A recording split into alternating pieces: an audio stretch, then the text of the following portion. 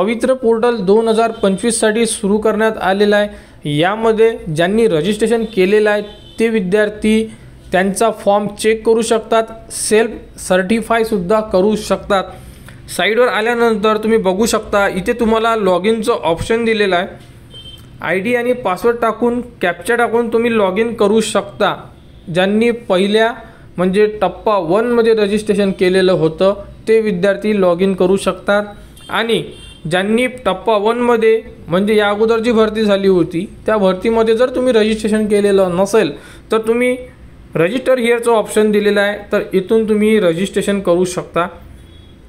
तर बघू शकता यामध्ये तुम्हाला काय मागण्यात येत आहे, टेट 2022, तर टेट 2022चा रोल नंबर, टेट 2022चा रजिस्ट्रेशन नंबर। म्हणजे विद्यार्थ्यांनी हे लक्षात असू द्या की ज्यांनी 2022ची टेट दिलेली असेल तेच विद्यार्थी पवित्र पोर्टलला रजिस्ट्रेशन करू शकतात।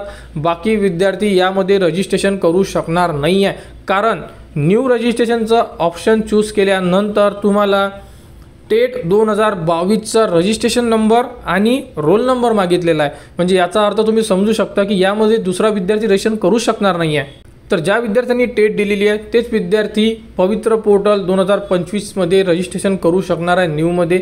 ज्या विद्यार्थ्यांचे रजिस्ट्रेशन झालेले आहे म्हणजे या अगोदर त्यांनी रजिस्ट्रेशन केलेले आहे, फॉर्म फिलअप झालेला आहे, त्या विद्यार्थ्यांनी काय करायचं तर बघू शकता तुमच्याकडे जर ID असेल, पासवर्ड असेल तर तुम्ही लॉग इन करा, नाही तर तुम्हाला इथे फॉरगेटचं ऑप्शन दिलेलं आहे। फॉरगेटमध्ये तुम्ही तुमचा ID आणि पासवर्ड फॉरगेट करू शकता।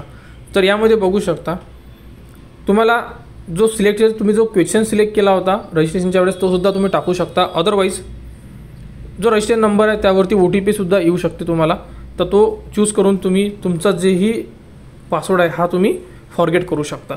तर यामध्ये बघा लॉग इन ID टाकायचे आहे, लॉग इन ID टाकला, रजिस्ट्रेशन मोबाईल नंबर कॅप्चा टाका आणि प्रोसीड करा। तुम्हाला OTP येईल आणि तुम्ही पासवर्ड सेट करू शकता नवीनवाला।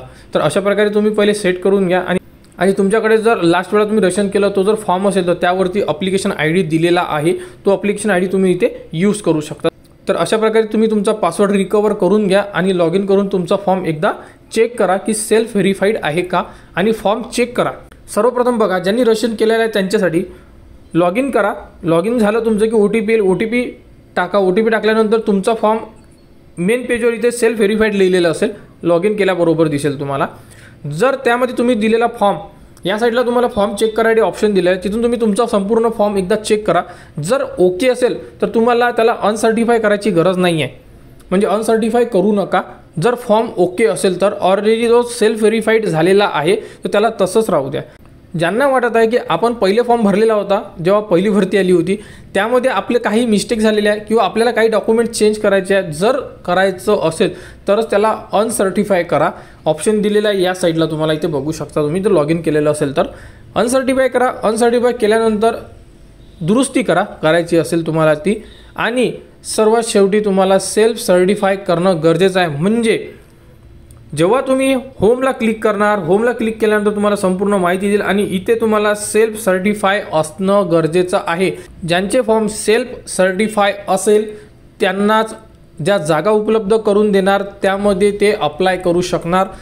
जर तुमचं सेल्फ सर्टिफाय नसेल तर तुम्ही अप्लाय करू शकणार नाही आहे। पवित्र पोर्टलबद्दल ज्याही वेळोवेळी अपडेट येत आहेत त्या तुम्हाला आपल्या यूट्यूब चॅनलवर उपलब्ध करून देण्यात येत आहेत। त्यासाठी आपल्या चॅनलच्या कनेक्टमध्ये राहा व आपल्या चॅनलला सबस्क्राईब करा, जेणेकरून जेही अपडेट येईल ती तुमच्यापर्यंत पोहोचली पाहिजे। तर पवित्र पोर्टल 2025साठी संपूर्ण अपडेटसाठी आपल्या चॅनलला सबस्क्राईब करा व हा व्हिडिओ इतरांपर्यंत शेअर करा।